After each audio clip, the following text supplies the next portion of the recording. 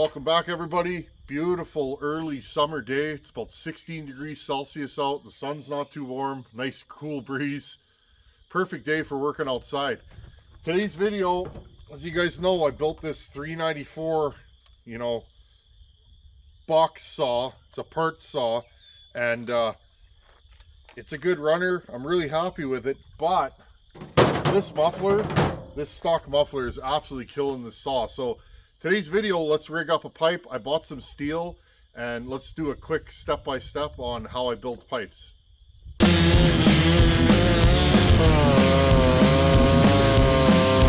She cuts, eh?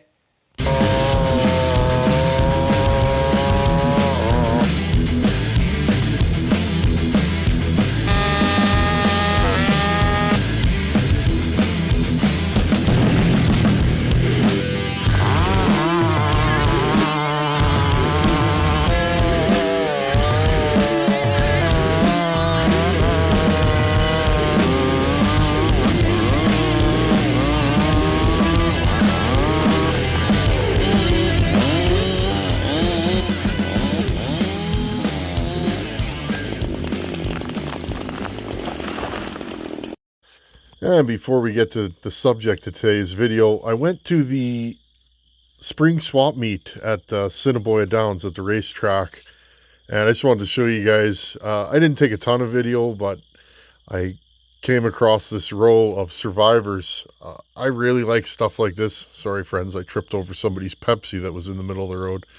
I really like stuff like this, original paint, just drivers, and I was just checking out this row of vintage trucks, and my favorite one is the last one. I don't know what this last truck is here. I think it's a Suburban, like a 65, 66 Suburban, four-wheel drive, small block, original paint. And I just thought I'd share this with you guys. I'm really into this kind of stuff. And I actually didn't buy anything from the swap meet, which is strange, but there was just nothing there that I had to have. Okay, so first things first, I get asked about pipes. Do I build pipes for other people and that all the time? And no, I don't. I barely have enough free time to build pipes for me, friends. I'll do it for saws that I'm building on the channel, or if the saw's going to somebody else. But for me, generally, I don't have a lot of time for that kind of stuff. So, but as time goes, I'll build more and more pipes for my own saws, and eventually all my saws will be piped. I'd like to pipe a couple of my older builds just to see, the saws that I really know, the saws that have a ton of time on them, that I know what they're going to do. It would be nice to pipe those saws and see if we get any more performance. Now, I could feel it. This saw's kind of lazy. I haven't even put this thing in the wood yet. You guys can see that muffler actually moved after I uncinched this. This muffler is bent, and it has a giant hole in the back of it. I filled it with tin tape. It's a mess, so I can't even use this muffler. I could probably weld it up, but rather than doing that, I'll just build a pipe. Take top cover off. Now, first things first, again, if you've never built a pipe, it seems simple, and it is, but on saws, there's not a lot of room. So you gotta really focus on where you do have room, where you don't, because it's happened to me many times where I build a pipe and it ends up not working in the end, and then I did all that work for nothing because it doesn't fit, and then you're cutting it all apart again. So let's dive into this. This isn't going to be a step-by-step, but I'll show you guys what I know. Just got to take the top cover off. First things first, when you're doing this, is the pipe has to be easily mountable. At least that's one of my rules. I've had pipes sent to me that don't fit. I've built pipes that don't fit, or there's so much work to slip on and off that by the time you get it on, you're kind of like, I need a coffee break. So I like a pipe that comes off easily. these 394s have bolts that hook into the exhaust port, okay? So first thing with these is you got to find bolts that actually fit. Now, what I do is, this gasket matches the exhaust port beautifully. I'll use this gasket as a pattern and trace it onto some steel. Now, what I would suggest is, when you start, how deep overall can the whole pipe be? Well, I'm going to say I don't want this pipe any farther out than the case. So 3 3/4 inches. Let's remember that. My width can be about 3 3/4 inches also. And from the center of the studs to the top, I can't be any more than about 2.5 inches. Okay, so 3 3/4 wide and 2.5 inches from the center. That's your build parameters. You can do whatever you want. You can use whatever material, and not all saws react the same to the same kind of pipe. So a pipe for a big saw like this, as my understanding goes, can be quite large. Okay, it can be really open. So I'm going to start tracing and making a flange. That's the first part to making a pipe, is you got to make a flange. Now, in this case, my flange is going to be oversized, and I'm good with that. It'll act as kind of a de facto heat shield. I'm going to hold this on here, centered, and I'm going to trace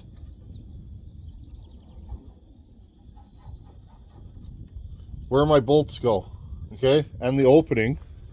Okay, and then what I do is, now in this case I don't have to do it, but if you want it really close, you can trace the outside. I'm not going to do that in this case. All I'm going to do is make myself a reference on how wide it needs to be. And then, because this is sitting here and it's a straight edge, okay, that'll be my flange. Now, there's all different kinds of ways to do this. Usually I drill them with one of these, with a unibit. I drill them out and then I cut the center out of it with one of these. So I'll go and do that. Drill a couple of holes, use a good punch to make sure you don't miss, and you should be good to go. Okay, and there's our plate. Now, it's not exactly perfect, but it's close enough. Just this one corner, but that'll get filled with weld. Now, the next part is material. What are you going to make it out of? Now, don't overlook this step. Here's my material. It's too wide. Okay, this pipe's going to come down a little bit and then up. So I need to make sure that after I'm done welding, I can actually go in here and tighten these nuts on. So I'm going to measure in between the nuts. 1 5/8 is about as far as we can go. So I'm going to have to take a section of this and I'm going to cut it here and here and move it in and make it so that it's 1 5/8. Okay, and that way I know that I can get my bolts in. I've done this before where you weld your pipe up and it doesn't fit. So, and then about how long do I want my header pipe? I'm going to go 3 inches from the bottom. So we'll start with that and see where that gets us. I guess we could go a little longer, 3.5. I'll make it 3.5 inches.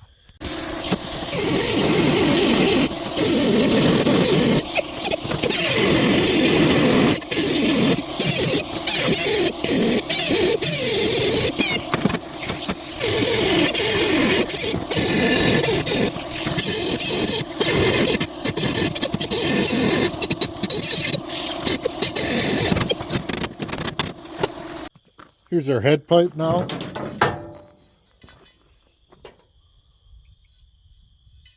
And yes, I am not a welder. Take it easy on me. Okay, there you guys go. Now, all I'm going to do, I'm going to cut this on a bit of an angle. Okay, I'm going to cut the end of this off on an angle. It'll come down and then straight out and then up to a collector. I'm going to cut all my pieces and start tacking this together. I got all my little pieces made. Okay. Pipe's going to go like this.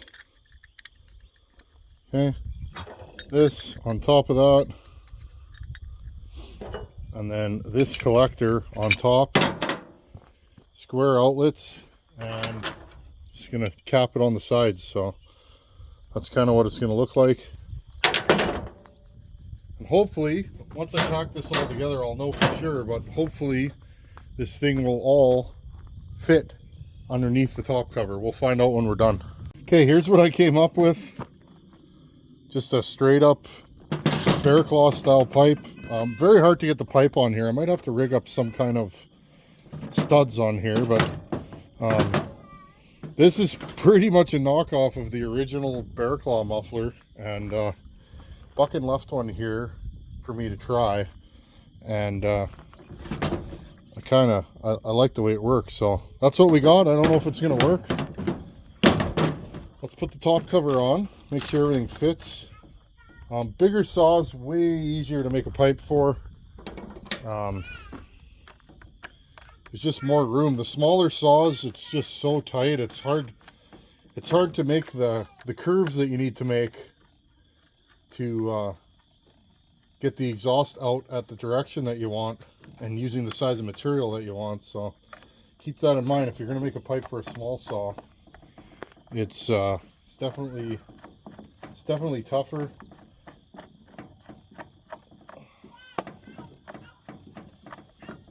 Well, this pipe is a little tall. Oops.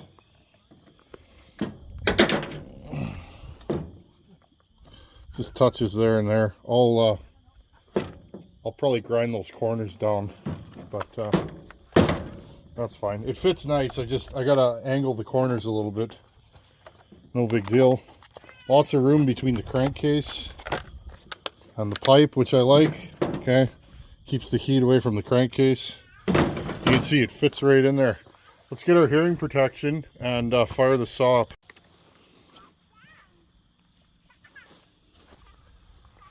Okay, let's see what this is going to sound like. See if the saw feels any more alert.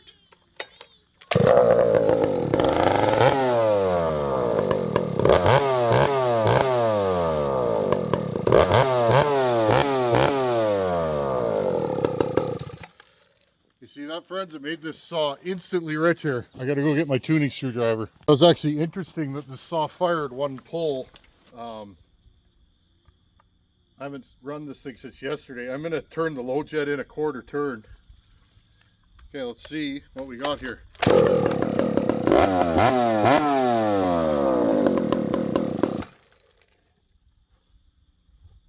Interesting, the saw is really rich now. See where we're at.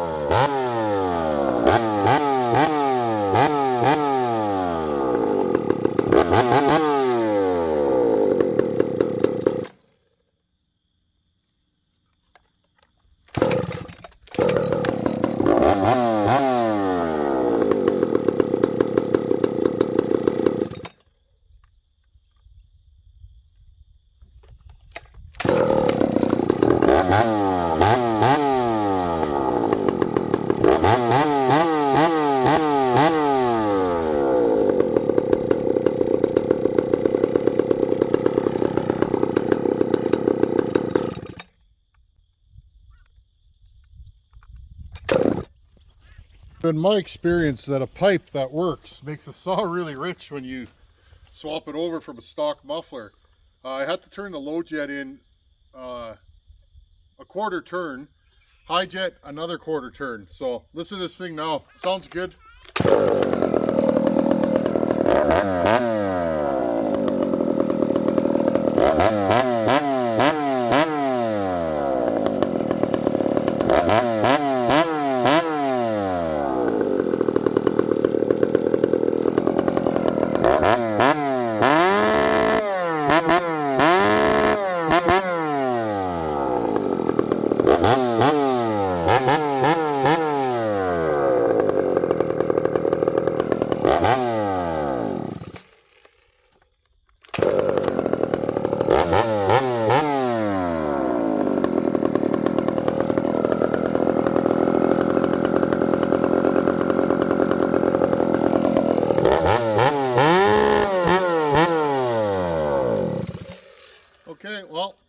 think this pipe's going to work good.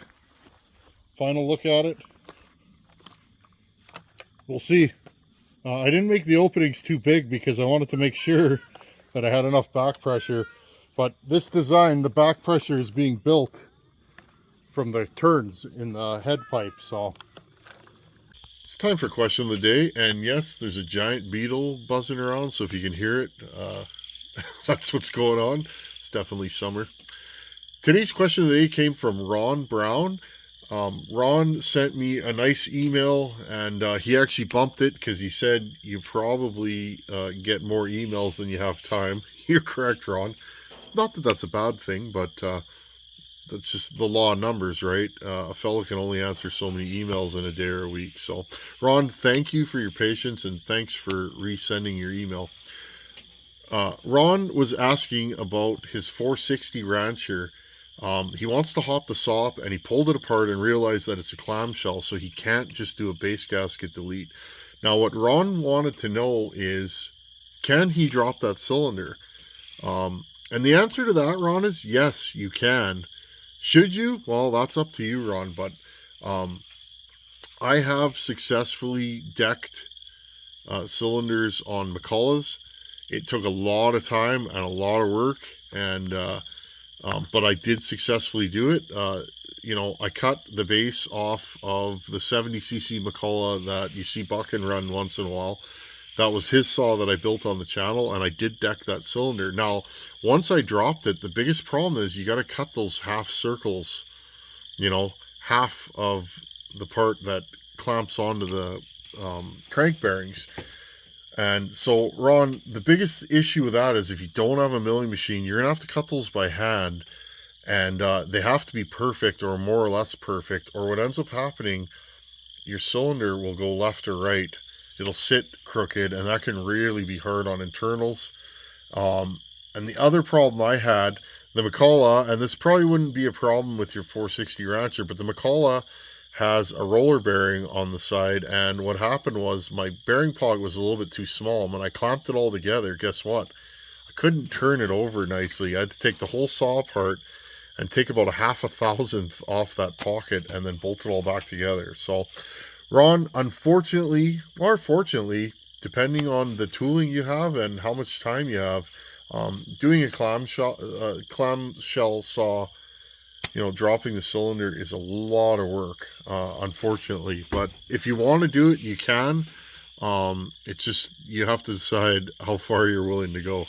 I have done it, and yes, it is work, but it is doable. Now, the second thing Ron asked is when he does port his 460 and makes it nasty, will it pull a 36-inch bar in hardwood? And my answer to that, Ron, is probably not. Now, yes, you see online, guys will port a 60cc saw and it'll cut like mad, but honestly, a 36-inch bar is really going to be pushing it for any 60cc saw. And especially if you're bucking a big tree, you might get through one buck, but by the second buck, that saw is going to be getting real warm. By the third buck, it's probably going to be yelling at you. And also, Ron, your limiting factor on a 460 is probably the oiler. You probably wouldn't get enough oil to that long bar to keep the chain happy and keep the chain sharp. So, but don't let that deter you, Ron. You could still port that saw. I believe they make a pop-up piston for it. Highway maybe has one. But you still can mod that saw and get some power out of it. So don't let that deter you. You just got to work a little bit harder to port a clamshell and make it go fast. Anyhow, Ron, thanks for sending your email. And to everybody else, thanks for watching. Take her easy. See you guys in a couple days. Later.